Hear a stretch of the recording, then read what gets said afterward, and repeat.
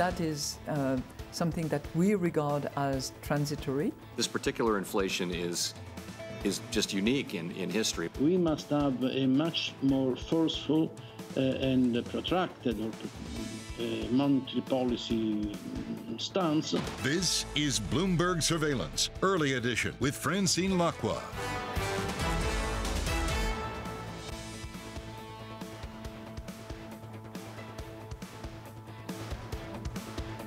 Well, good morning, everyone, and welcome to Bloomberg Surveillance Early Edition on this Friday, the 16th of July. Happy Friday to all of you, either on holiday or in the office. I have to say, this Friday couldn't come soon enough. Now, here's what's coming up on today's program.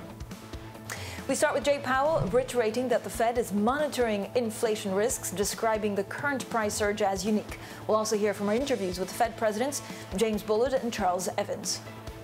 President Biden warns about the risks of doing business in Hong Kong, but Bloomberg sources say that China will exempt IPOs in the financial hub from cybersecurity reviews. And as billionaires raise their heads above the clouds, an 18-year-old is said to be the first paying customer to go into space. What's next? Frontier for the orbital economy. I have to say, we profiled the 18-year-old. It's just such a fantastic story. You can follow that profiling here on TV, but also on our Quick Take channel on Twitter. Now, let's get straight to one of our top stories. And China plans to exempt companies going public in Hong Kong from the first seeking the approval of the country's cybersecurity regulator. That removes one hurdle for businesses that list in the Asian financial hub instead of the U.S. Now, Beijing is actually overhauling the way it regulates IPOs as part of a broad campaign to tighten oversight of its big tech companies that control reams of valuable user data. Now, this also comes after Joe Biden said his administration will issue an advisory cautioning U.S. companies about the risks of doing business in Hong Kong.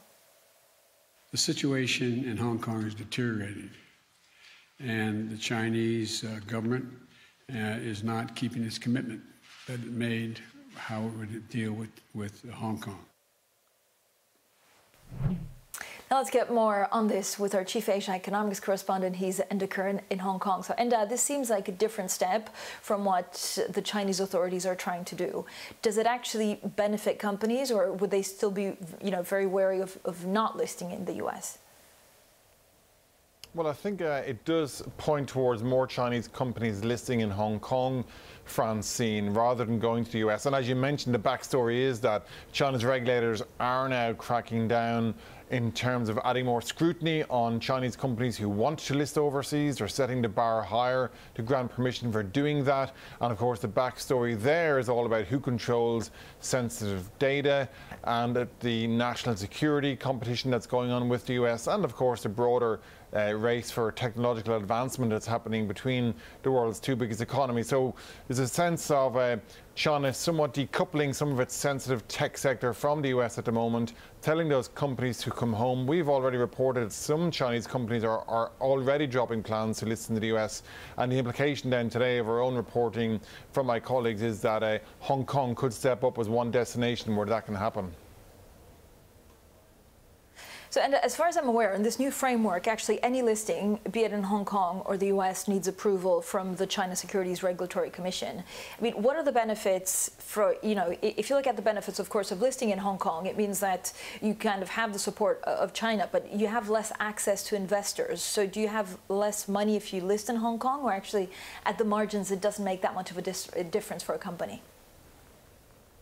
Well, there's no doubt that they still will need regulatory approval to list in Hong Kong, Francine. There's no doubt about it, and that will still have to come from Beijing. I mean, on the flip side, Hong Kong is still one of the world's biggest financial centres, still a very deep liquid market. It certainly is undergoing a lot of political change. We know that there has been a very strict crackdown on the civil liberties side of things here, but foreign money is continuing to come in, so it is an option. It is an alternative for companies who do want to list in Hong Kong instead of listing in New York, for example. It's certainly a tool for raising capital. We see that continuously. I think Hong Kong's IPOs are on track for another very strong year this year. So because China has Hong Kong in its back pocket, it does allow it an option that when it is growing nervous about who controls its data, when its companies go overseas, that it does give it an option to say, wait a minute, instead of going overseas, let's bring you back closer to home. You can list in Shanghai. If you don't list in Shanghai, you can go to Hong Kong, which is wide open to global investors. So it is certainly a powerful asset for China to have, Francine.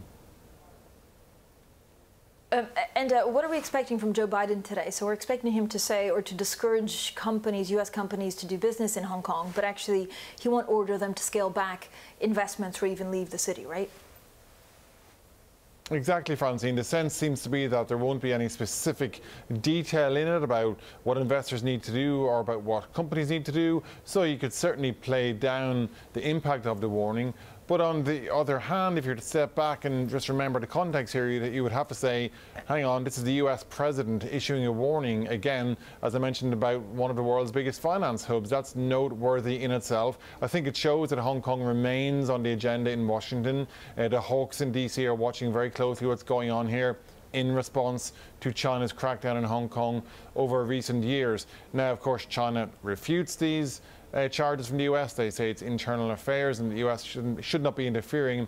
But today's expected announcement from President Biden, as I say, while not necessarily meant to greenlight any specific action by the sounds of it, it certainly is a reminder that Hong Kong remains a bit of a touch point for relations between the world's two biggest economies. And I think as a political issue, it hasn't really gone down hasn't slipped off the agenda, even though the protests here have dimmed in recent times. Thank you so much. Our Chief Asia Economics Correspondent, Hendrick, there, joining us from Hong Kong. Now, let's also talk about what's happening at the White House and what has happened at the White House between Joe Biden and Angela Merkel. This was one of our top stories yesterday, continues to be one of our top stories today, as the focus was not only on travel and whether Europeans can go back to the US, but also the focus was on Nord Stream 2, and they seem to have a united front when it comes to dealing with Russia on Nord Stream 2. Let's get straight to our reporter in Germany. She's Aggie Cantrell. And Aggie, thank you so much for joining us. First of all, when you look at what Angela Merkel, possibly her last trip to Washington, of course, before she steps down at Chancellor, did she, bring back the alliance between the US and Europe firmly back on the table? I think it was made clear yesterday that while there is still obviously a bit of tension between the two parties when it comes to Nord Stream 2, that they were clear to show a united front between Germany and the US. Merkel was also asked about her previous relationships with other US presidents. Obviously, that was a question about Biden's predecessor, Donald Trump, but at the same time, she wasn't willing to take the bait on that, but wanted to push the fact that the transatlantic partnership between Germany and the US is still strong. I have to say that, we saw some pretty shocking images from Western Germany impacted by severe flooding, with many people also losing their lives. Have the events of the past few days put climate back on the top of people's concerns ahead of the election in September? Yeah, I think it has to an extent, especially with the fact that that has been something that we've seen after the Greens got an original boost in the polls. They've now been floundering a bit. This state that has been particularly badly impacted is North Rhine-Westphalia, which is the state that is run by Armin Laschet, the CDU's chancellor candidate. And so he has made it clear that they need to be accelerating climate action, but it may be something that the Greens can use to pressure the CDU into greater commitments on climate change. Aggie, thank you so much. Our reporter there in Berlin, Aggie Cantrell. Now, coming up, we'll have plenty more, of course, on inflation and the markets. The Fed chair, Jay Powell, faces lawmakers for a second day, describing America's recent surge in consumer prices as unique. So that was yesterday. Today, we'll discuss, of course, inflation and the dollar with Societe Generale's Juckes. This is Bloomberg.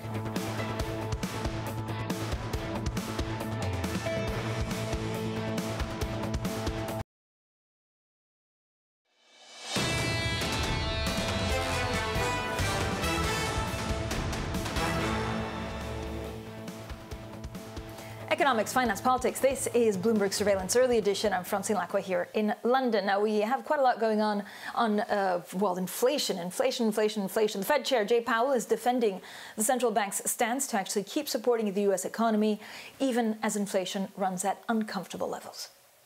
This is a shock going through the system associated with reopening of the economy, and it's driven inflation well above 2%. And, of course, we're not comfortable with that. This particular inflation is is just unique in history. We don't have another example of the last time we reopened a $20 trillion economy. We're trying to both understand the base case and also the risks. Meanwhile, both St. Louis Fed President James Bullard and Chicago Fed President Charles Evans spoke about beginning to taper. I think we're in a situation where we can taper, and I think setting those parameters the right way. We don't want to jar markets or anything, but I think it is time to end these emergency measures. If unemployment is at 4.5% at the end of the year and things are progressing the way that I'm expecting, I would guess that some adjustment would be in order somewhere in that time frame, probably. But it's going to depend on the data. That's the whole point. Well, joining us now is Kit Juckes, Chief FX Strategist at Societe Generale. Kit, first of all, I'm going to ask you about treasuries, about some of the divergence that we're seeing in bonds. But do the markets really now take their cue from dollar? Do they take their cue from the dollar? I think markets. Yeah. Markets at the moment are trying to work out what to do with a Fed that is. Looking so far ahead into the future and talking about tapering, yes, but a rate hike that really isn't going to happen until the second half of next year at the absolute earliest, because they haven't started tapering yet, and doesn't know how to get its arms around that, in the sense that it was much easier to know that the New Zealand dollar would go up when it looks as if they're going to raise rates next month. We can get to grips with that.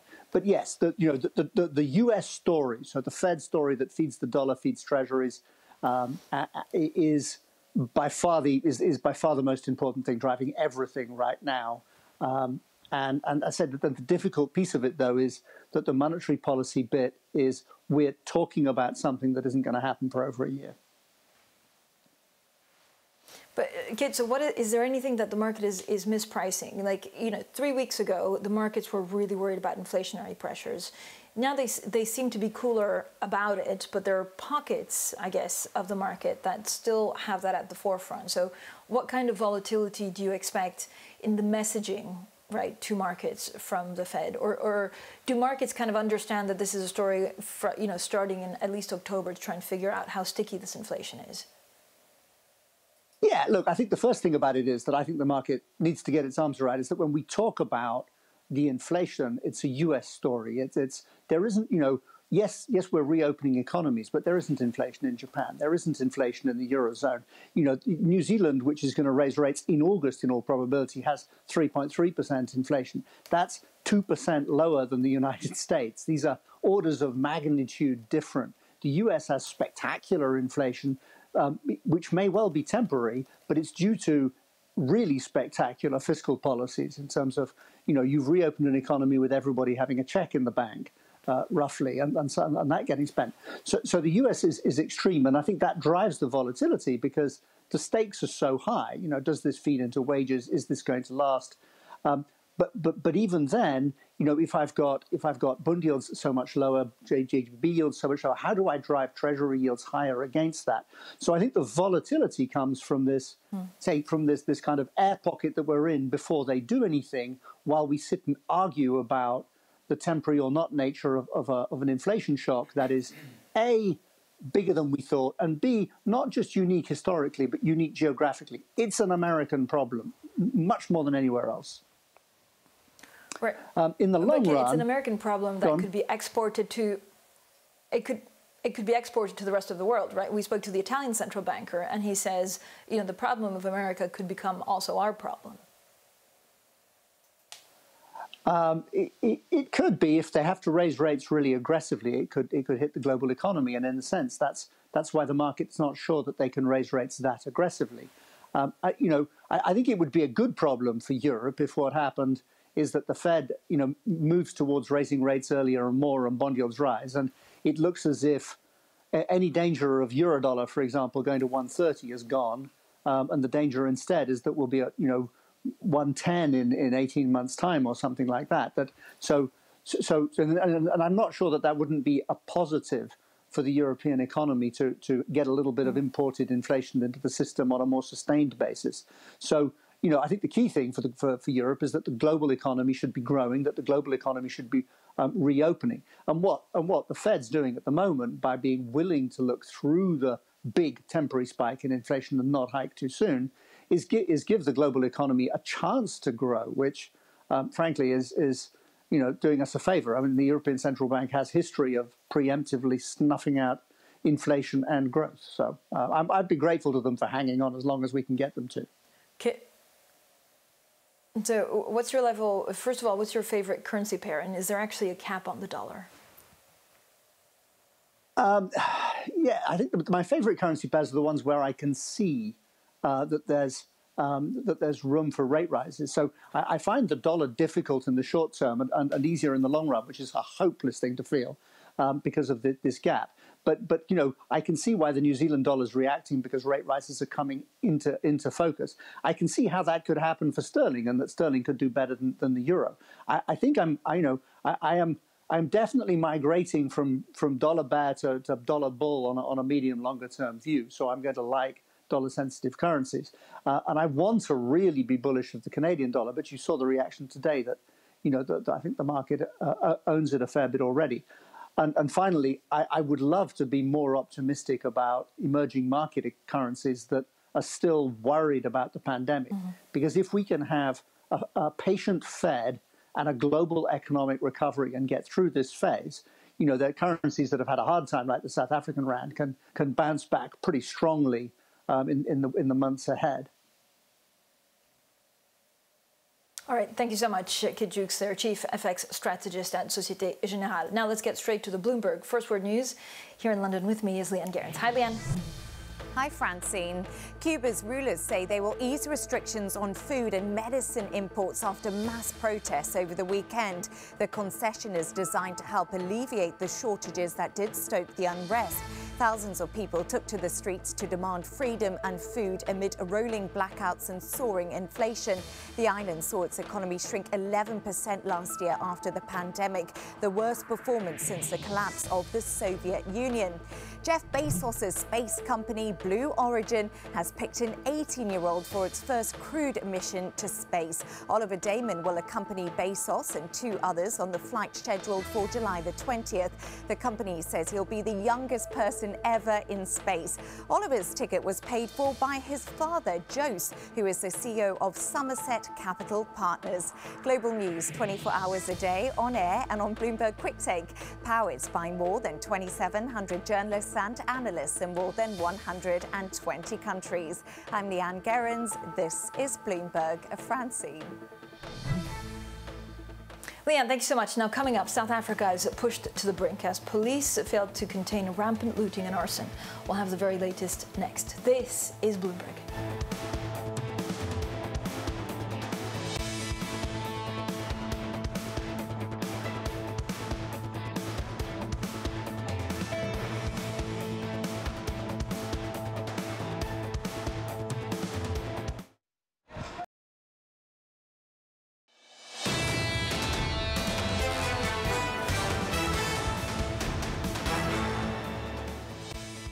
Economics, finance, politics. This is Bloomberg Surveillance Early Edition. I'm Francine Lacqua here in London. Now, we have quite a lot going on. We talk about inflation, we talk about markets. Of course, it's also a huge, huge day when it comes to earnings. So we'll have all of that in a second. Let's also talk about what's going on in South Africa. They're expected to face major food and fuel shortages following days of violent unrest across two key provinces.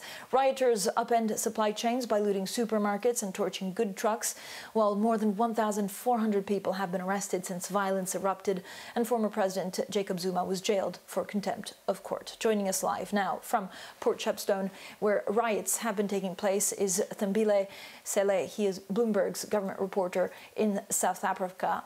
Thembile, thank you so much for joining us. So talk us through exactly the situation right now. Morning. So we have a relative calm today following a few days of unrest. Relative calm, I mean that overnight there have not been any fresh incidences, no burning buildings, no mass looting in terms of what we've seen over the past couple of days. President Cyril Ramaphosa has just arrived in one of the affected provinces, that is KwaZulu-Natal, and he's having a briefing now with the security cluster. The main concern at the moment is the priority of opening up the freeways, which have been blocked for over a week now, and that means that trucks that are supplying stores across the country have not been able to make those deliveries and replenish stocks in stores, and even in all the province as well, limited movement, meaning that the shops that have been looted have not been replenished. So, Thembile, what has been the response from the South African government? So they have been widely criticized by commentators for being slow off the mark. It seems that there was intel that was gathered beforehand about what they could expect in terms of these riots and any sort of orchestration behind the scenes. The security cluster ministers have actually been at odds in terms of the response that they took and when they acted and when they did not act. What they have done now is to deploy 25,000 soldiers. They are stationed in the two affected provinces, and the priority from the government side now is for those soldiers to watch over key national key points, infrastructure such as your ports, your airports, and your harbors. Business people also asking that the trucks that need to move across the provinces to replenish stores across the country be protected by those soldiers. Thank you so much. We'll have plenty more from Thembile throughout the day.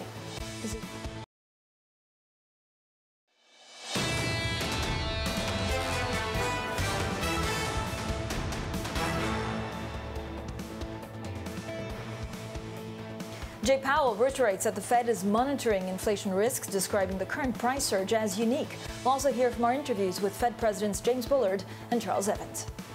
President Biden warns about the risk of doing business in Hong Kong. Bloomberg sources, though, say China will exempt IPOs in the financial hub from cybersecurity reviews. And as billionaires raise their heads above the clouds, an 18-year-old is said to be the first paying customer to go into space. What's the next frontier for the orbital economy? Well, good morning, everyone. Happy Friday. I'm Francine Lacqua here in London, and welcome to Bloomberg Surveillance, the early edition. Now, there's quite a lot going on, of course, in markets, and our other top story, unrest, is spreading across South Africa following the jailing of former President Jacob Zuma. Now, rioters have disrupted supply chains by looting supermarkets and torching goods trucks. South Africans are also expected to face major food and fuel shortages in the coming days and weeks. More than 1,400 people have been arrested since violence actually erupted. Well, let's talk about the unrest in the markets with our next exclusive guest. He's 91 Chief Executive Hendrick du Toit. Now founded in South Africa in 1991 as Investec Asset Management, 91 demerged from its parent company in 2012. The firm, which offers active strategies for clients around the world, now manages £139 billion in assets. Hendrick du Toit, welcome to Bloomberg, and thank you so much for joining us. I can't believe I'm at home and you're in the studio. It's the world upside down. Hendrick, when you look at some of the horrible unrest that we've seen actually in South Africa, does it dent investor confidence in South Africa? Will it hurt revenue at 91? Good morning, Francine. Of course it'll dent investor confidence. And of course it's a shock. And this was particularly bad because it was orchestrated. But it magnifies the social issues that that country faces and the challenges. So, of course, 91 itself obviously is a globally diversified firm. South Africa is part of that, but it will have no immediate impact on our business and what we do. As you can see, the markets have been fairly stable. Actually, the rand has been stronger this morning. Yeah. But I want to emphasize that it will dent business confidence and investment in South Africa, and that is not a good thing. So, Hendrick, have you seen any investor appetite actually dim on the back of that? Well, we operate in public, largely in public markets, and the markets have been acting orderly and clearing well. So there hasn't been any big shock, but of course, large capital projects will be put on hold. You have seen a few large firms call force majeure and stop projects, and that will have an impact down the line. And the sad thing is, these very people who have orchestrated most of this are the ones who have stolen many, many hundreds of billions, if not more than R1 trillion of assets looted from the state. And it's time they get prosecuted, and it's time order gets restored. And the good news is, of course, the community across the board, and my reports from colleagues and friends in South Africa is communities across the board are holding hands across the racial divide and establishing law and order. The state is the actor that has failed. It took far too long to get the security services on the streets. Yeah, Hendrick, can I just go back to exactly what we're seeing in the markets today or this week? Because we can't quite understand. So if you look at, for example, the main stock exchange, the all shares hasn't been doing badly at all. But then we have reports that there's been some 4 billion, in rand of outflows on Tuesday alone. So how do you match up the two? Like foreign investors leaving, but share prices still quite high. South Africa is has a mature, deep capital market. It absorbs foreign participation and foreign withdrawals quite well. At this moment, there's a big search for yield around the world, which means emerging market assets are actually quite attractive, particularly debt assets. And therefore, what we don't see is a major collapse. And also, this is not a collapse of the system. Government's firmly in charge. This is not a political protest. This is thuggery. And thuggery is very different from a broad, genuine mass protest which may lead to true long-term instability or governmental change. There's no doubt that there are problems, but they will be fixed. And that's what markets are telling us. Hendrick, I also want to talk a little bit more about 91, and then we'll talk about the market in general. But why did you feel the need to oppose to the share swap of Prosus Naspers? Actually, I'm in a very difficult position because I'm also the lead independent director of Naspers and Prosus. So some of our portfolio managers chose. They had the freedom because I recused myself from that decision. Some of them actually supported. So that's my personal belief is that the Prosus deal is a good deal for shareholders, or the Naspers Prosus deal, and it will create a large and a much larger entity on the Amsterdam Stock Exchange accessing a bigger capital market than the South Africans. Naspers was simply too large for the South African market in its previous form. Hendrick, I also understand that you're raising some money, I think about, if I'm not wrong, 10 billion rand, which is about $690 million for a fund with ethos to help with the pandemic. Is it now more difficult because of the violence we saw in the streets this week? We announced that last year in the depth of the pandemic on the assumption that the capital markets wouldn't recover because there was obviously a risk, had policymakers not intervened as much in capital markets, that equity prices would be too low for companies to recapitalize, and therefore there would be a postponement of necessary investments. Clearly what happened post-March, April last year, markets recovered fast, and the need for a recovery fund of that nature was far less than before, and therefore we decided not to pursue with that in spite of the fact that we got substantial subscriptions because the value was not there anymore. Last year, March, stock prices were right down at the bottom, and recapitalization processes would have been very different. The market took care of that. Hendrick, I believe that actually your AUM's assets under management increased quite significantly in the last couple of quarters. What do you attribute that to, and what's the path forward?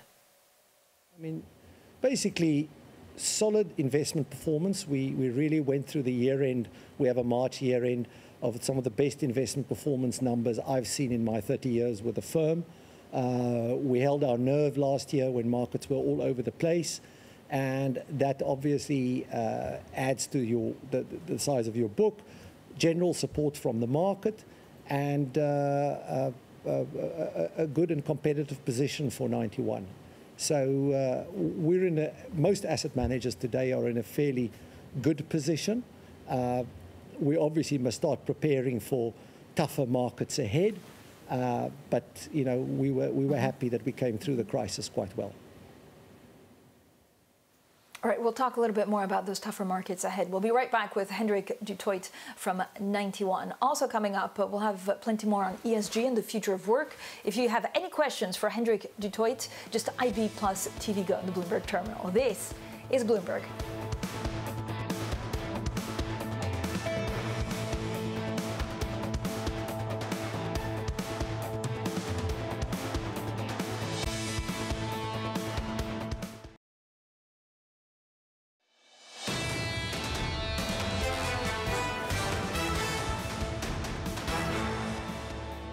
Put a price on carbon and put a premium on decarbonizing. That is, in fact, what we're doing. We will make emission trading system applicable to aviation and extend it to the maritime. We need real incentives for change. We also need to generate the revenues to seriously invest in that change. This, in a nutshell, is why we propose applying emissions trading to transport and heating fuels. The design we have chosen will gradually bring CBAM into effect. And this will allow industrial sectors involved to have the time to adapt and to provide maximum certainty. Climate transition will be accompanied by a social climate fund. Nothing we have presented today is going to be easy. It's going to be bloody hard. But it's also something we need to do.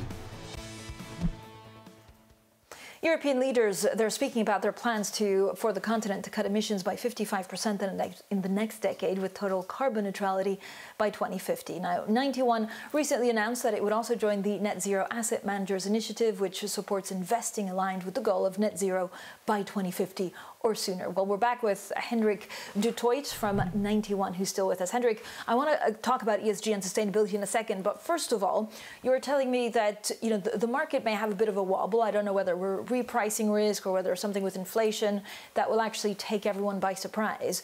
But how volatile are you expecting the markets to be from here on end, or for the end of the year? Francine, investment managers have good tools to look at long-term valuations. It's very difficult to guess the market in the near term. All I was suggesting to you is that we've had a fairly good run in markets since the bottom last year. And as you get closer to the eventual interest rate increase and fears of inflation rising, markets will become more vulnerable to shocks. Where those shocks come from will be very difficult to forecast. It might be a political shock, it might be something else. Last year we had a pandemic shock. But valuations are higher, and therefore one would go more towards quality assets, assets that can robustly are resilient enough to survive more volatility. That's essentially our view looking ahead. Hendrick, there's a pretty big differential between what bonds are seeing and what equities are seeing. I mean, do you at the end of the day have to construct portfolios to hedge both, or do you actually have to take a bet on one or the other? A lot of what we do is in specific asset class buckets.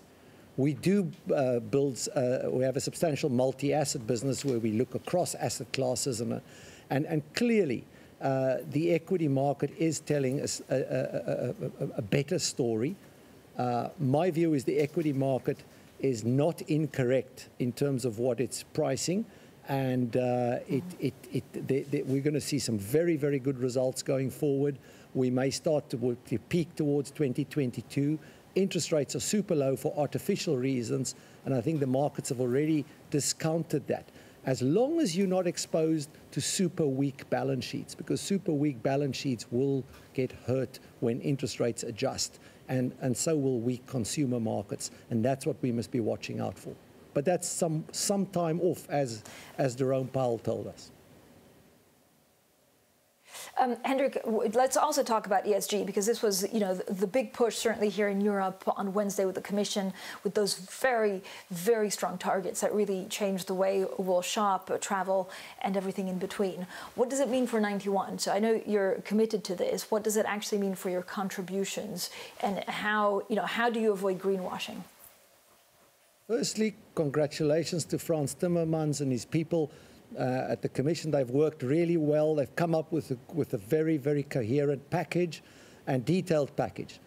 The risk in that package, and that's not just for 91, is that we're going to have exactly the same response we had to COVID.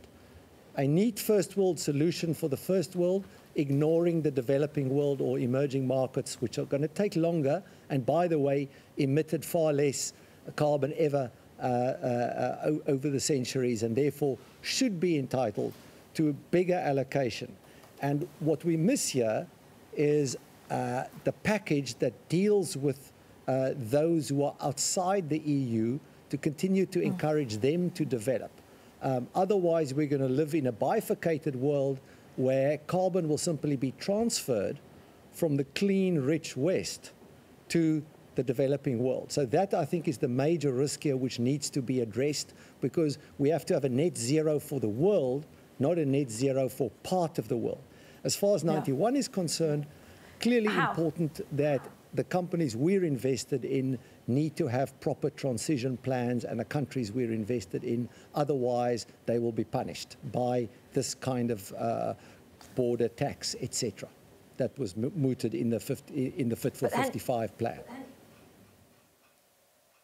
So, Hendrick, how do you make sure that actually it happens like this? Does it have to be a kind of global standard that's mandatory for everyone to come out, which is near impossible, or is it incentives to actually developing markets to try and do the same as, for example, some of the European targets?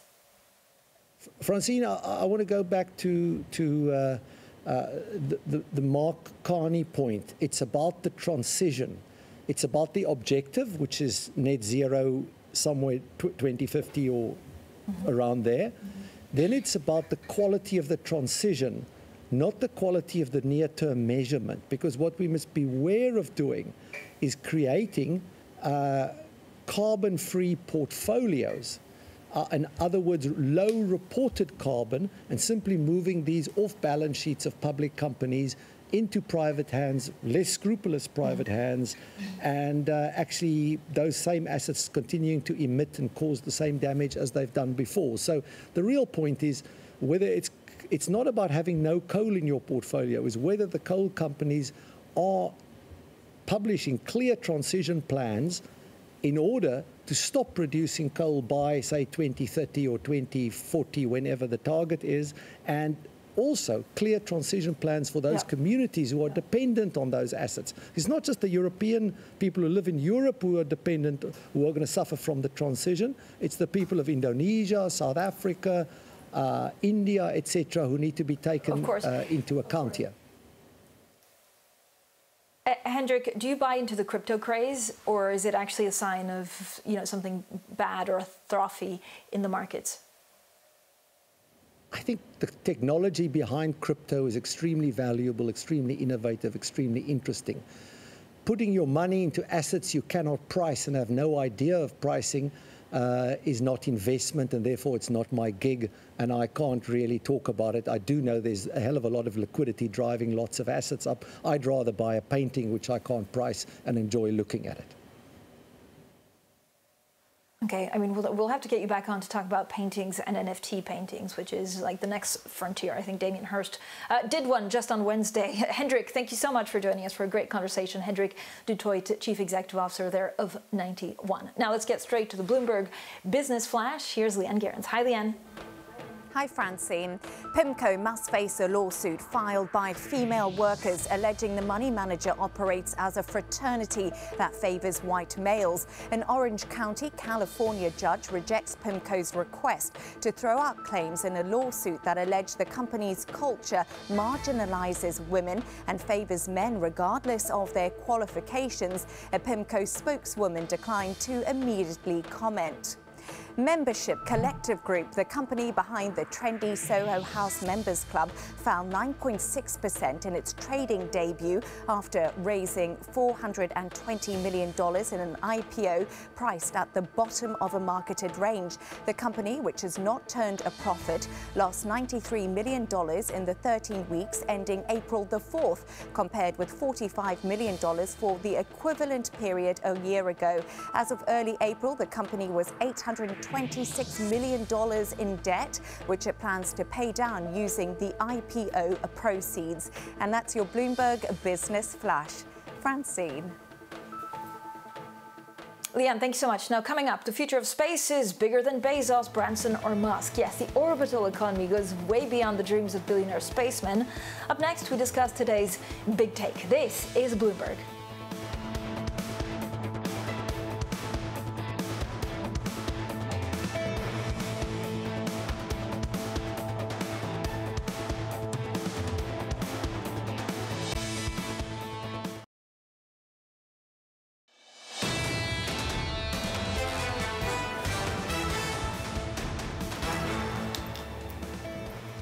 Economics, finance, politics. This is Bloomberg Surveillance Early Edition. I'm Francine Lacqua here in London. Now to the space race. After decades of false starts, Earth's orbit and points beyond are already being commercialized at incredible speed by dozens of private companies. Think of Bezos, Branson and Musk. But the billionaire joyrides into space are just the brightest, shiniest objects in a much larger field.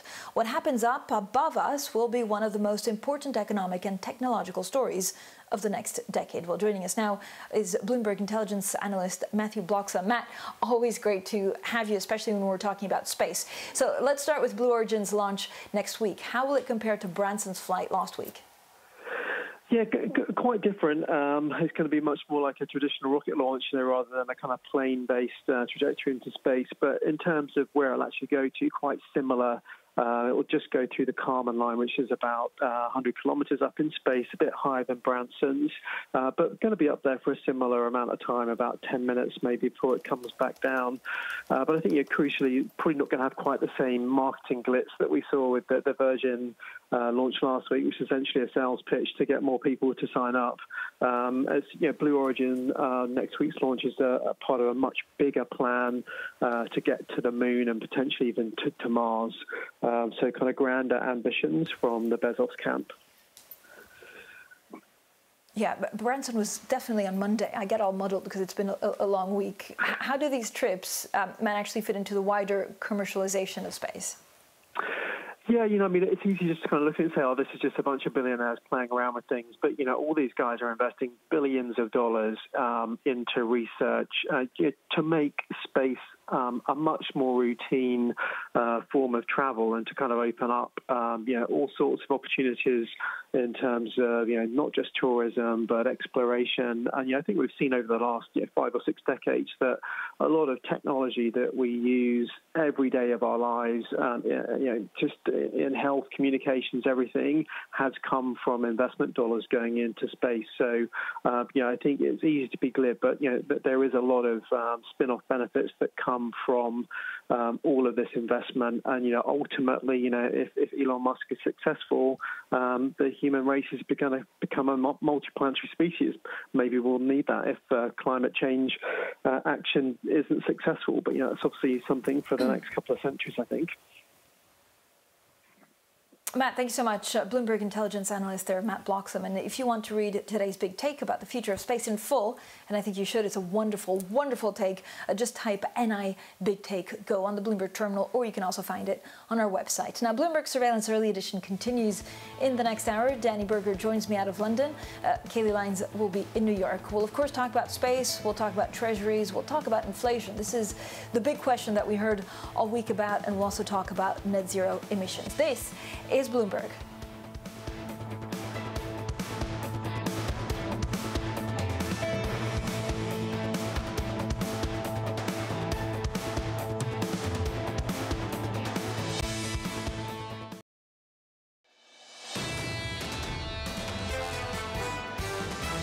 You're really looking at quite a strong U.S. economy over the next couple of years. I'm expecting that this year real GDP growth is going to be on the order of 7%. That's an extraordinary number. The economy is strong, and that there's a lot of pent-up demand. People are anxious to travel and to enjoy things again. This is Bloomberg Surveillance, Early Edition, with Francine Lacqua, Matt Miller, and Kailey Leinz. It's 10 a.m. in London, 11 a.m. in Berlin, 5 a.m. in New York, and 5 p.m. in Hong Kong on this Friday, July 16th. Our top stories today: airlines may soon be flying high. President Biden meets with Germany's Angela Merkel and hints at lifting that travel ban on flights from Europe. A warning for American business. The U.S. is on the verge of cautioning companies about doing business in Hong Kong. And the future of space, it's more than just the dreams of a few billionaire astronauts. I'm Danny Berger with Francine Lacqua in London and Kailey Leinz over in New York. Matt Miller is off today. And it's another day, another flatter yield curve, and another market session dominated by economic concerns yesterday. But today, Francine, over here in the real economy, I mean, a really solid start to earnings. I think I might be the only person in this world who hasn't bought a new Burberry bag or a Cartier bracelet. I haven't either.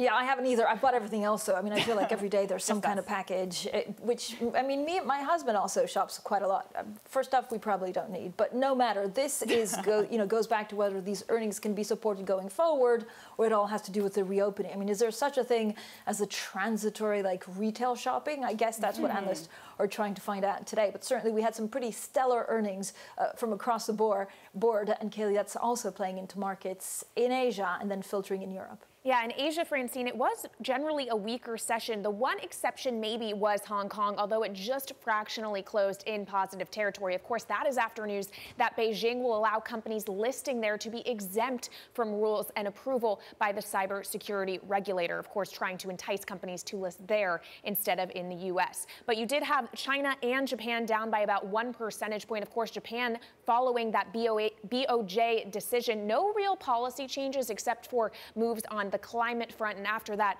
JGBs were ticking higher by just a basis point on the 10-year. We're now sitting at just around about 2 basis points. And of course, in foreign exchange, one pair I wanted to note was the Kiwi, stronger against the U.S. dollar by about 0.6%. The big outperformer in the G10 space today after inflation came in above the central bank's target for the first time in 10 years. So that's leading traders to ramp up bets that policy rate hike could be coming as soon as next month. As for here in the U.S., of course, the losses yesterday were led by big tech. Today, though, futures are clinging to positive territory, including on NASDAQ futures, which are up about 4 points. And in the Treasury market, we have seen the 10-year bond yield fall about 12 basis points in just the last 2 days. Today, though, we're retracing some of that up about 3 basis points this morning to 1.33%. I also wanted to point to the 10-year real yield because, yes, it is ticking higher, but still around negative 103 basis points. It has come down about 28 basis points in just the last month. And finally, oil is trying to recover some ground here. WTI up about 0.5%. Still, though, on pace for its worst week since March, Danny. Well, oil definitely helping UK markets out today, Kailey, because as you know, we have the oil majors mostly listed there. UK stocks almost up by 0.5%, but elsewhere, you'll see a pretty positive picture in Europe. And it really is the earnings story that seems to be dominating their narrative right now. You have shops, they're open again, so consumers are doing well. Banks in the Nordics are posting really strong earnings. So most regions moving higher today. So on a headline index, we're up 0.2%. But the other very large theme carrying this index higher today is travel and leisure, up 1.6%, the best performing sub-index in the stock 600. That's as Biden talking an oppressor yesterday after meeting with Angela Merkel, saying that we might have that travel bridge, the traveling open between Europe and the U.S. That's definitely giving a lift to stocks like BA parent IAG. Now, meanwhile, we have UK 2-year yields ticking just ever so slightly lower, but they're actually trading around their highest level since April 2020. It's really this policy divergence we're seeing between the Fed and across the Atlantic at the BOE. You had 2 speakers yesterday sounding more hawkish. Now bets for a policy rise are at their highest since May 22. That's when we're going to see that hike coming from the BOE. Now, finally, I wanted to point out tin. It is listed in London, so Francine, I think it's fine. I use it in my European market check. Tin is at a record high. I know we're all bummed out that lumber gave up its year-to-date gains, but Francine, tin, it's all about tin. Tin, I don't even know, do you use tin? I mean, I have, pots made of tin. Do you use it in some kind of like catalytic converter? We need Matt Miller, to see where tin exactly so it is used. It is used in a lot of tech. I was actually thinking, like, where might Francine have tin in her house? And I can't imagine it's tin cans of soup. I'd assume House Lacqua only uses soup from scratch. I mean, I think that's a fair assumption. Yeah. I mean, it's cheaper, and plus when you're Italian, they'd actually take my passport away. But I do have tins. Yeah. Like, I actually have tins where you put, I don't know, your keys or something like that. I didn't know that, Danny. That's a fabulous fact. Yeah. Now, this is what else we're watching today. First of all, some important U.S. data coming out in the next few hours. We start with June retail sales at 8:30 a.m. Eastern time. A month-on-month drop in spending is expected. Then at 10 a.m. New York time, we'll also get the preliminary University of Michigan sentiment reading for July. The inflation expectations will be a key focus. And of course, various earnings report to keep an eye on in the coming hours. We'll hear from State Street, Charles Schwab, and industrial manufacturing company Atlas Copco. So after that, we'll also look at what's exactly going on between the U.S. and Hong Kong. And Hong Kong tensions rise between the U.S. and China as President Biden issues a warning to U.S. companies doing business in the region. The situation in Hong Kong is deteriorating, and the Chinese government is not keeping its commitment that it made how it would deal with Hong Kong.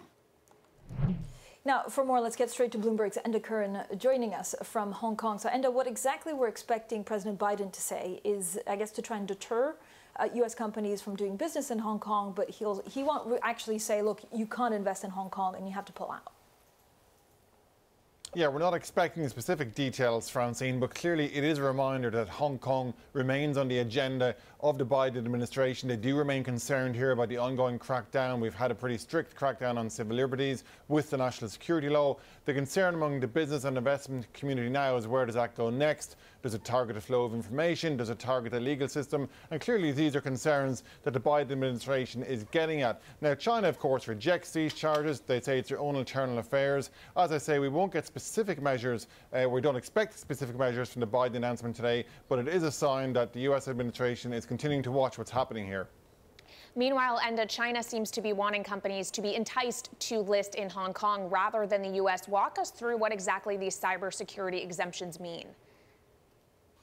Exactly. It does seem like that's the idea here. Remember, the backdrop is that China is increasing oversight of any Chinese company that wants to list overseas. That's because they're worried about where the data will go, who controls that data. The backdrop to that is the national security concerns between China and the US, and of course the broader race for technological know-how as China tries to push its own economy ahead. So the net result is that China is clamping down. We already know that some Chinese companies are talking about skipping in the US listing and bringing it back closer to home. And all indications from our colleagues reporting today are that Hong Kong will perhaps be, it will still require approval from Beijing, perhaps some of less oversight than needed to go overseas. That might encourage more Chinese companies to list in Hong Kong. And that's clearly one takeaway from that news today.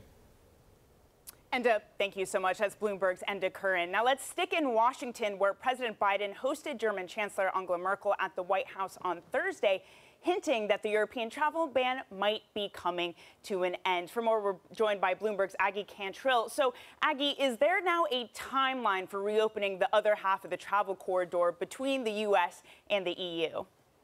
While there isn't a timeline per se, he did say that there was going to be an answer on this issue in the next several days. And what's interesting to see is that Merkel herself brought this issue up because it's something that the EU is expecting reciprocity from the US on this front, because US travelers can already come to the EU. And in this front, Merkel also said last night that she hopes that it's going to be a sustainable decision, that this isn't going to be something where, because of a rise in infections, they're going to have to backtrack a couple of days later. They're going to want, when this decision is made, that it's going to be made sustainably. Actually, they were pretty tough, actually, when it came to Nord Stream 2, right? This is the U.S. and Europe coming together and saying, you know, we won't tolerate Russia bullying any of their neighborhoods, basically. I mean, does this just mean that Europe and the U.S. are now back as strong allies? I think there's still a bit of a distance on the question of whether Nord Stream 2 is a good idea in the first place. But the fact is when Biden came into office, this deal was already very much on its way to completion. It was 90% complete when he came into office. Now it's closer to 95%. And so it's now a question where they can see eye to eye, where Merkel and Biden can see eye to eye, is looking at how they can make sure that this project means they can still mitigate the influence of Russia within the region. And that means looking towards Ukraine and how they can support Ukraine's security and Ukraine's ongoing role as a gas transit country.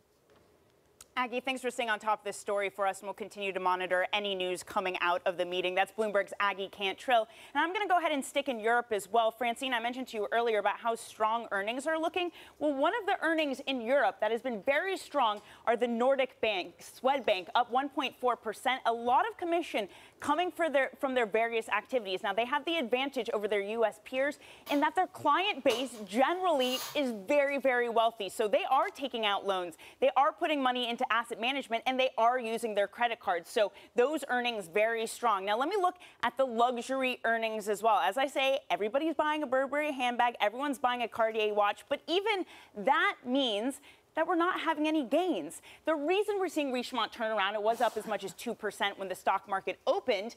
The expectations here are so high. We knew these stores would open. We knew that people had money that they were sitting on. There's pent-up demand. So people just want to see even more than they are delivering. Sales gained in the triple digits for most regions in Richemont. Again, that was not enough to get this stock to move higher. It is the same story for Burberry as well. Really, really strong earnings, sales taking off, again, as stores are reopening, but these shares down 4%. The issue at stake here is last month, the CEO, Burberry, had announced that he was leaving to go work at Ferragamo. That uncertainty still hangs over Burberry like a cloud. They haven't announced anyone new. The search is still ongoing, despite the fact, Kailey, that sales, especially among the youth, were really strong, even pointing to having Kendall Jenner in their ads for helping to generate this gain. So, you know, not even Kendall Jenner could save this stock from the high expectations it had. That's pretty incredible. I thought the Kardashians and the Jenners were all powerful. Also, Danny, just putting it out there, my birthday is in 3 weeks, so if anyone wants to buy me a Burberry coat or a Cartier bracelet, I wouldn't complain. Yeah, which one? Cartier or Burberry? Just putting it out there into the universe. But I also want to check on some stocks moving here in the U.S. in pre-market trading, beginning with Moderna, because it is going to be joining the S&P 500 next Wednesday, July 21st, replacing Alexion Pharmaceuticals. And in anticipation of that, the stock is up about 8% in early hours. A stock plunging to the downside, though, elsewhere in biotech is FibroGen. And this is after an FDA advisory panel rejected its anemia treatment it had been working on with AstraZeneca. So it's down 34% before the bell. Finally, though, one stock moving to the upside, maybe a little bit of dip buying happening for a second day, is AMC. It had lost a quarter of its value in the first trading days of the week through Wednesday, then rose about 8% yesterday. Those gains continuing this morning. The stock up a little more than 5% before the bell, Francine. Jack, buy the bracelet. And I'm fascinated by the luxury store, because where do people, you know, so you buy a Burberry bag, but where do you wear it to? And actually, you know who's cooler than, you know, the Jenners? It's definitely Billie Eilish, and I think they did also some kind of collaboration with them, Burberry, that is. Now, coming up on the program, we'll talk treasuries and, of course, the road to infinity, QE, infinity and beyond. Algebris portfolio manager Alberto Gallo. Also, a little bit later, the UniCredit chief economist Erik Nielsen will be coming up, and we'll be speaking to the chief executive of the Johannesburg Stock Exchange, Leila Fourie. This is Bloomberg.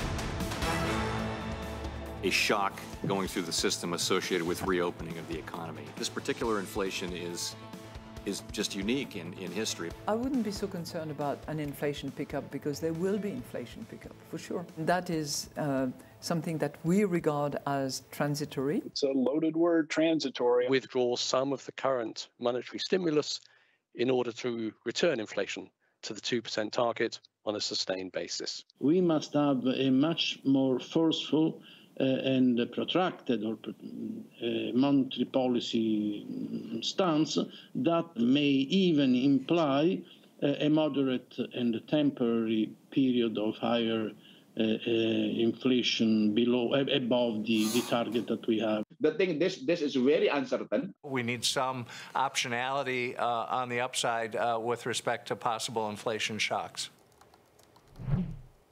The view there from some of the key policymakers in what has been a heated week in the inflation debate. Now, quite a lot going on also filtering through in the markets and some of the divergence that we're seeing in bonds across the world. Joining us now is Alberto Gallo, head of macro strategies and portfolio manager at Algebris. Alberto, as always, thank you so much for joining us. Is inflation actually only a U.S. problem right now? Yes, we need to make a distinction between the United States and the rest of the world. The United States and the United Kingdom are in a much higher inflation environment. So initially, this is driven by supply constraints. These supply constraints are not as transitory as we might think. Things like onshoring of production because of geopolitical risk, for example, on chips, or, for example, lack of workers in certain sectors. These are things that are going to persist. But on top of that, in the US and the UK, you've got record high fiscal stimulus, and in the UK, you have also import-led inflation. So it's going to stay sticky in our view. So if it's going to stay sticky, does that mean the Fed is on track for a policy mistake, Alberto? The issue is how to manage tapering in an environment where financial markets have become very, very reliant on low interest rates. So today, the yield curve has tightened a lot compared to a few months ago because essentially markets don't believe the Fed is going to be able to normalize policy in a credible way without a market accident. But at the same time, the more they wait, the longer they wait, the bigger the accident gets later on. So the reason to normalize policy is not that inflation is going to be a runaway number. It's because you've got to do risk management because we don't have the emergency of last year. And so it's not a horrible idea to take off the foot from the accelerator a little bit compared to a year ago. Okay. So if you see a potential accident coming and a potential big market reaction, when will that be? For example, on your calendar of risks, do you mark August 26th, the start of Jackson Hole, as a time to seriously prepare your portfolio for? So we believe central bankers are going to attempt a lift off, so tapering discussions, probably coordinated after Jackson Hole, and this is going to happen, slowly between Jackson Hole and the end of the year. The real issue is markets are really complacent and really positioned in a way that, higher real interest rates aren't really going to be well received. Everyone is on the same side of the boat in the market. There has been some attempt to talk down certain bubbles like crypto or certain stocks by central banks. But valuations remain really high. We're at record tight spreads in the high yield market in an environment where you might actually start normalizing policy a bit. So everyone is on the same side of the boat. And it's likely that if they go too soft this year, then next year, as inflation remains sticky, they might have to slam a bit more on the brakes, and we might see a tantrum later on. So it is a catch-22 situation. But the reality is we can't fix the economy just with interest rates. Alberto, right. I mean, as soon as if there's an inflation problem, what kind of repricing could we see? I mean, could it be like actually a move that's so violent that it would force central banks to even act to contain it? So imagine an attempt to normalize interest rates now, right? After the biggest fiscal stimulus in the history of the United States since World War II, like. If the Fed is not able to normalize now, then we are stuck in a liquidity trap forever. That is the reason why they at least need to try to gain some dry powder for when potentially another slowdown will hit in the future. So it is very important that they manage market expectations. And so far, in our view, they've been a little bit too dovish because they have essentially they've been afraid of small sell-offs in the market. At the same time, companies at low yields continue to build up leverage, which makes the economy more vulnerable. All right, we have to leave it there, but thank you so much for your time today, Alberto Gallo, head of macro strategies and a portfolio manager at Algebris. This is Bloomberg.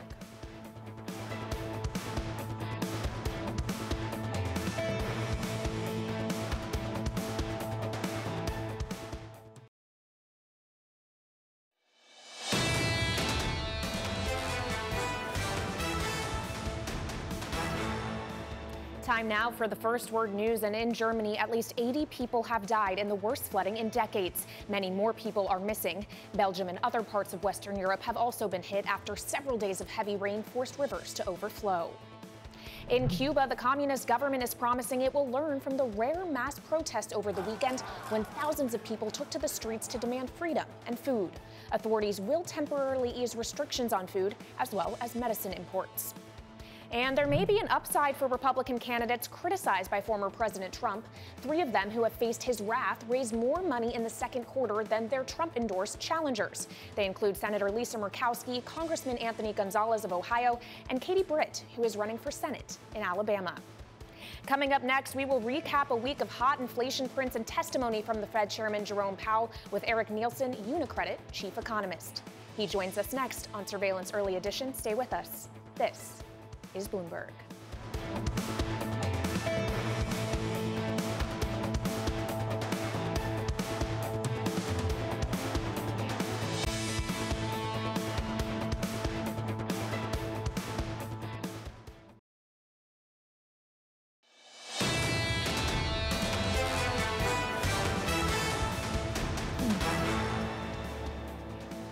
This is Bloomberg Surveillance Early Edition. I'm Francine Lacqua here in London. Danny Berger is with me. Kailey Leinz is in New York. Now, it's all about the markets. Matt Miller, just a reminder, of course, is off this week. Now, it's all about the markets.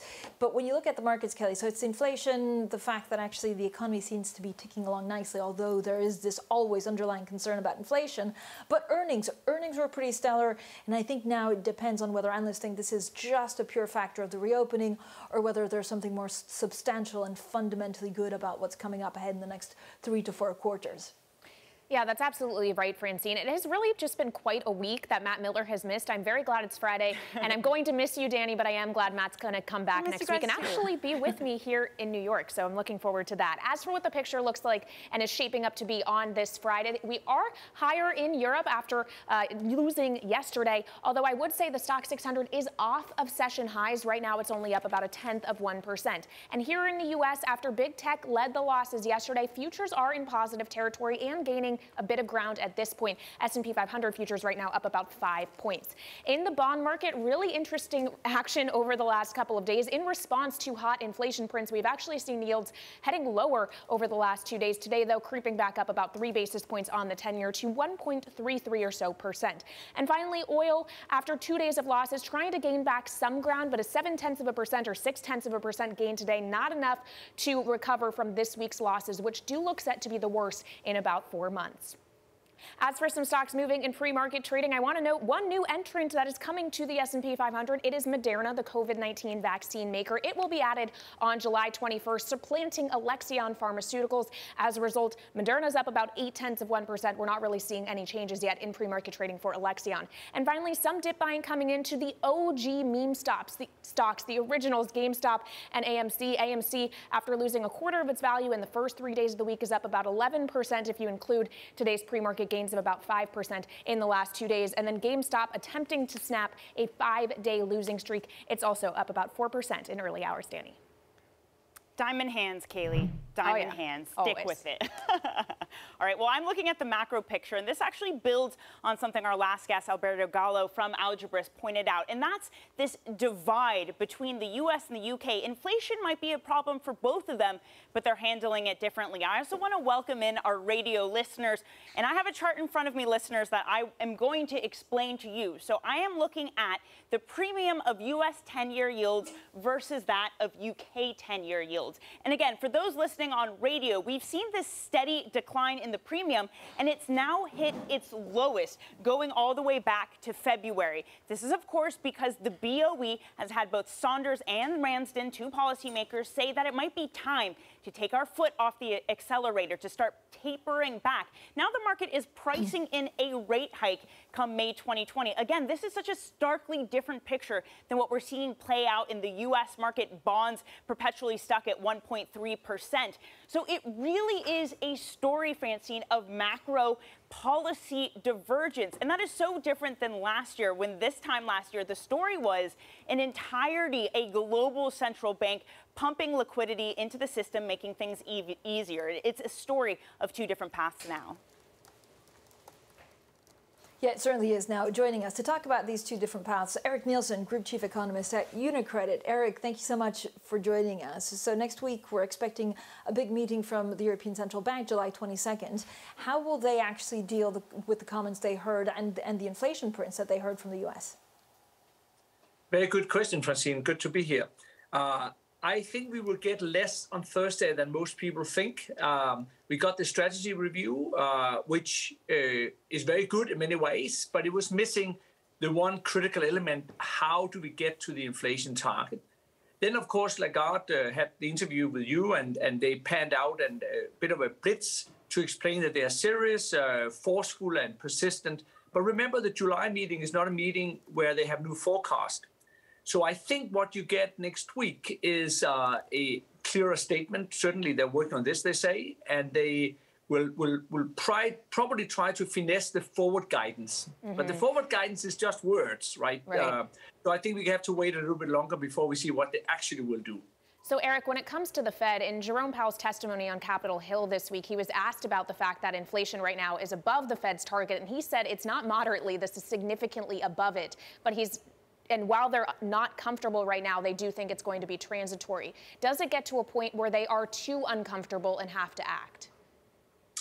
That could happen, but I don't think it's going to happen. I mean, if you look at the U.S., I think you're looking at less than a handful, or maybe a handful of indicators: used cars, rental cars, airline prices. These are the ones that drives prices up. If you take that handful of indicators out, it's actually extremely well behaved, the inflation in America.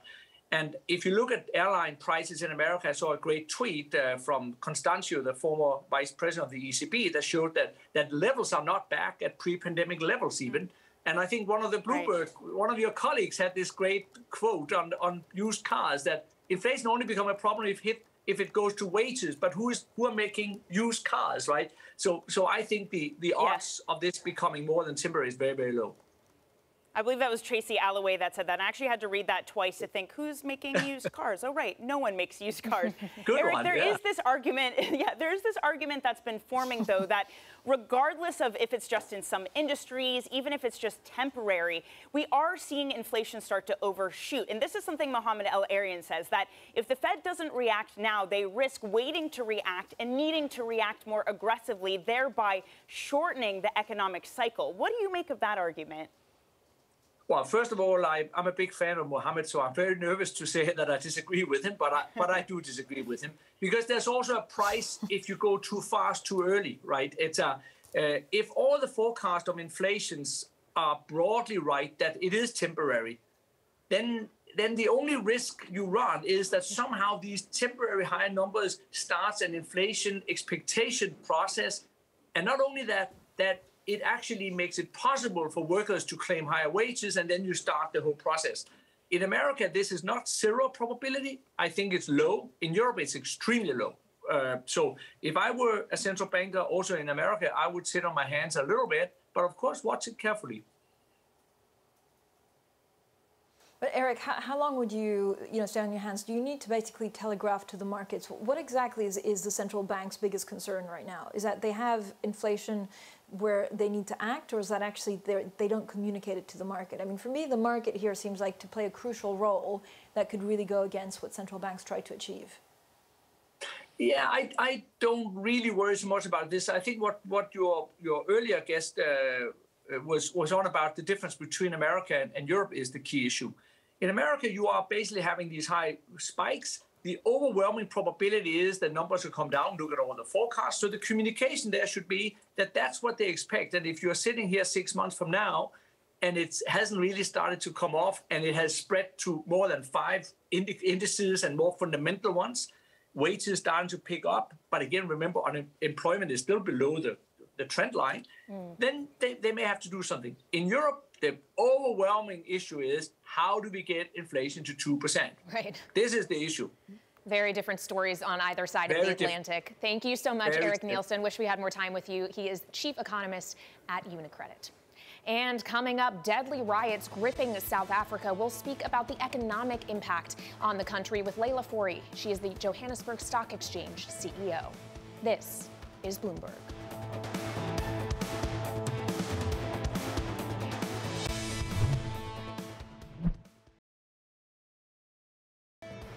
This is Bloomberg Surveillance Early Edition. You're looking live at the principal room. Coming up later today, the New York Stock Exchange Vice Chairman, John Tuttle. This is Bloomberg.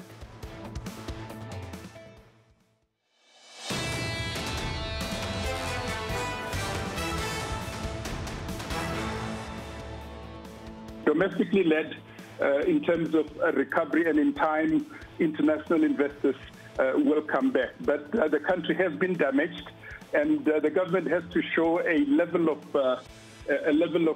urgency in stabilizing the country. That was the Investec CEO addressing the situation in South Africa. Of course, South Africa has been gripped by deadly protests for over a week now, scarring an already weakened economy. The riots started in the wake of former President Jacob Zuma's imprisonment on contempt of court charges. The official death toll stands at 117 as of last night, and more soldiers are now being deployed to the streets as some areas face food and medicine shortages. Joining us now to discuss the economic and market impact of this is Leila Fourie. She is CEO of the Johannesburg Stock Exchange. Leila, thank you so much for your time. Do you expect that this situation will dampen foreign investment into South African assets? Kailey, hi. I think it's important to take account of the country's process over the past year or so. This has been a week of intense and very extreme and emotive imagery. However, before the unrest began, SA was fast becoming a star performer in emerging markets, and the rally was very much underpinned by exports rebounding, and that has continued through the past week. The export boom has turned a long-standing balance of payments deficit into a surplus, and we were set to grow more than 4% in 2021. So the bounce back will certainly take a hit, but it needs to be taken in the context of a number of very important reforms that preceded the civil unrest. Semi-privatization of SAA, the reform Leila. of corruption was also an important aspect. Leila, I'm so sorry to interrupt, but what we're trying to figure out is that actually we've seen some pretty big outflows, around, I think, $610 million in terms of outflows coming from investors, right, foreign investors coming out of South Africa. But at the same time, if you look at the JSE, stock levels have been holding up pretty big. So are you making up for foreign investors getting out with domestic investors, or how do the two, how are the two playing out? The markets have functioned extremely well, and there is a bit of a paradox in the South African capital markets, whereby South African financial markets are separated from what's happening on the ground. So although we've seen massive outflows in the equity market, we have seen inflows in the bond market year to date in excess of 15 billion rand. And we've also seen a massive take-up by the local community. We have exchange controls in place, and the local buy side or the pension fund managers tend to take up the slack when you see foreign investors exiting. How about the Johannesburg Stock Exchange itself, Leila? Have there been any interruptions in terms of employees' ability to get to work, to do their job, anything like that, or has that been running smoothly? The markets have functioned very well, and there have been no risks to the financial stability. We have been working from home for a year and a half now. So we have seen enormous volatility over a couple of days, and we've seen some single stock and some sectors being quite heavily hit. But the resilience of the markets continues, and we've seen no blowouts in the government bonds. The all share is still up 2% since the start of the month, and we're up almost 14% year to date. So the markets, as well as the infrastructure, are demonstrating the usual resilience that South Africa tends to demonstrate. South Africa operates very well in a crisis and is responsive and generally bounces back relatively quickly. But we have seen an outflow, right, from foreign investors. And Leila, are you expecting that to stabilize, or are you expecting that actually to get worse in the weeks and months to come? We've certainly seen an outflow, and the rand was, which tends to correlate with the outflow. The rand has ironically not been as badly affected. It was down by 2%, but it's trading at around 14.34 at the moment to the dollar, and that as compared to the 19 rand to the dollar a year ago at the same time. So these things all work, and there's confluence of events. If we look at the outflows in the equity market, at the end of May, those were sitting at around 16 billion as compared to the prior year, which was sitting at around 43 billion. So while we are seeing outflows, those outflows are much less negative. In the bond market, we're seeing the converse, we're seeing a 38 billion inflow. Right, so if that's some of the capital markets, I'm wondering about things you mentioned, specific sectors like infrastructure, for example, the ports, which haven't been fully up and running. Is there an expectation of how long that will take to get back to full speed? Look, in terms of specific sectors, the sectors that are most affected are the consumer-facing sectors. There has been tremendous civil support in cleaning up and supporting some of the retail environments. It's difficult and unpredictable to say how long the tail will be, but certainly we've seen a very strong presence, and so we expect that the unrest will contract quite dramatically in the next couple of days, and has already, and the ability to bounce back and resolve some of the infrastructure damage will also be strongly supported by a public-private sector partnership, and there is also very strong financial support from Sasria, which is a state-owned entity for reinsurance. Right. Leila, thank you so much. Unfortunately, we're out of time. Leila Fourie, CEO at Johannesburg Stock Exchange. Thank you so much. Just want to bring you some breaking lines crossing the terminal. Singapore will reintroduce some restrictions amid a karaoke cluster, what they're calling the karaoke cluster of an outbreak. This is, of course, a pretty severe setback, given that just days ago, Singapore had relaxed some of the social distancing measures, some of the nightlife venue measures, but now hundreds of nightlife venues are going to temporarily close. Some of the other measures they will also enforce are restricting the number of mask-off people in highly intense activity classes inside. So that's kind of working out and that sort of stuff. So we'll keep an eye on that for you. Up next, we're going to talk a little bit about space as well. Plenty more on these markets, too. This is Bloomberg.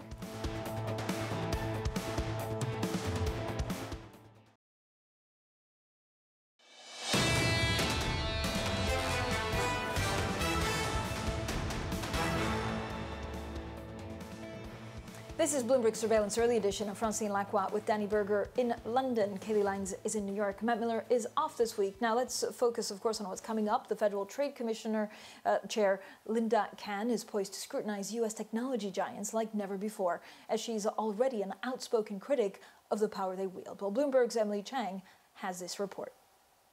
At just 32 years old, Lina Khan took the helm of the FTC, setting the stage for a showdown between Washington and Silicon Valley.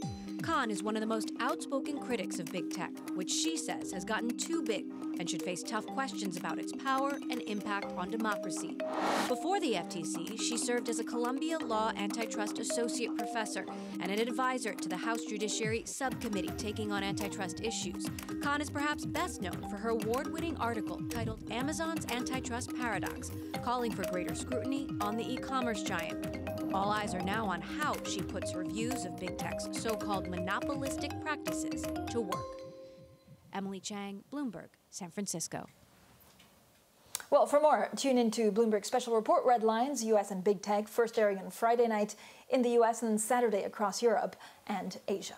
Now, after decades of false starts, Earth's orbit and points are beyond already being commercialized at incredible speed by dozens of private companies. Think of Bezos, Branson, and Musk. But the billionaire joyrides into space are just the brightest, shiniest objects in a much larger field. Now, what happens up above us will be one of the most important economic and technological stories of the next decade. So let's get more on this with our Bloomberg intelligence analyst, Matt Bloxham. Matt, first of all, it's also the big take, which is a wonderful, wonderful take on the space race, the new space race. So let's start with Blue Origin's launch next week. How did it compare, or how will it compare to Branson's flight this week? Yeah, right. So, that launched on Tuesday. I mean, it's going to be much more like a traditional rocket launch, a pod taking 4 people up on a rocket, quite similar to Branson's airplane-based launch, but it will go to a similar kind of altitude, a little bit higher, about 100 kilometers just through the Kármán line, which is the internationally recognized kind of line that separates the atmosphere from space. But they'll be up there for about 10 minutes, experience some weightlessness before they come back down. But Blue Origin has much kind of grander ambitions. It's not just about space tourism. This is part of a much bigger initiative to take people to the moon and beyond. Kind of part of a bigger picture. Yeah, I mean, look, we were talking about earlier in the show how Kailey wants a Burberry bag or Cartier bracelet. I just want to put out there that for my birthday, I would like a seat on one of these shuttles and go into space. But I mean, with that in mind, like, will we get to a point where someone like me is able to go out into space? What does the wider commercialization of outer space look like at this moment? Yeah, I think so. Yeah, certainly the ambition of people like Virgin Galactic and to some extent even things like Blue Origin to kind of bring the cost down so it's accessible for a much wider subset of the population. But you think of all the other industries that could spawn you. You have to go through a certain amount of physical and mental training to go to space. Then maybe that's a different angle to the fitness industry, for example.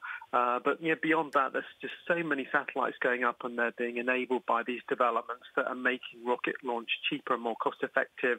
Satellites are now the size of shoeboxes. Yeah.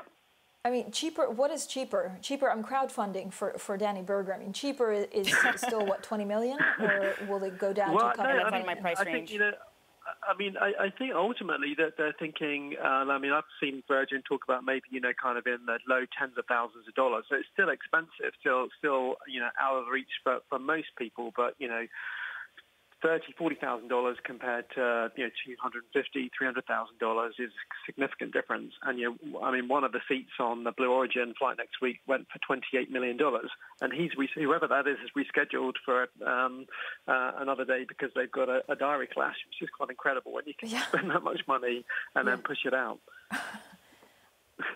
I love that, Matt. We were trying to figure out why. I mean, the newsroom has decided that the only acceptable reason for the diary clash is that if you're getting married. Bloomberg intelligence analyst there, Matt Bloxham, may be trying to figure out exactly what that diary clash was. Now, this is what else we're watching for the rest of the day. And Danny, I know you're looking at, I guess, data.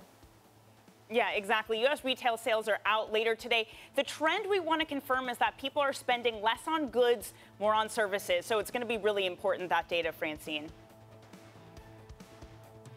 Yeah, and that goes back to, I guess, how the recovery is taking shape with the economy. What I'm looking at is, of course, President Joe Biden talking about U.S. companies doing work in Hong Kong. Now, we're not expecting him to say that they need to pull out or actually stop doing it, but there's a warning about U.S. companies doing some business in Hong Kong. So we'll be all over that as well. This is Bloomberg.